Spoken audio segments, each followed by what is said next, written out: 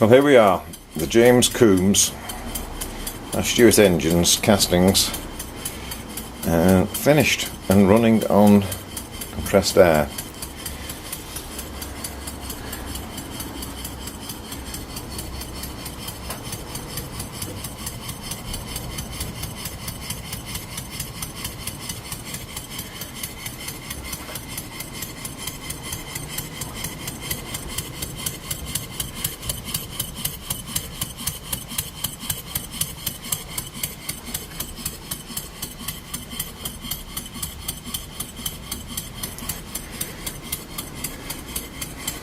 The original was apparently installed in a Bristol colliery, United Kingdom, for those that don't know, and apparently ran for over 100 years, allegedly.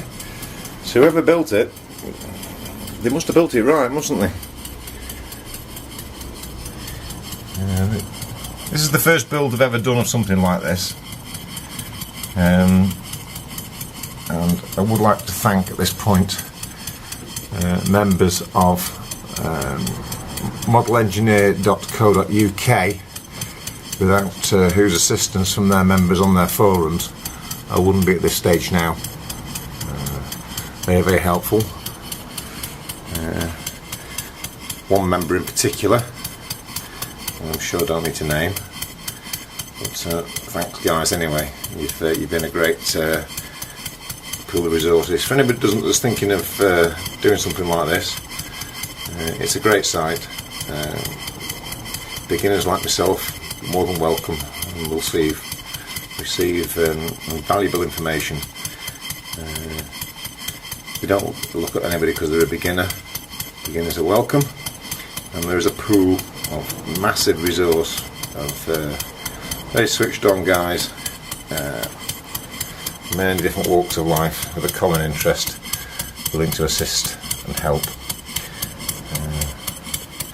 So that's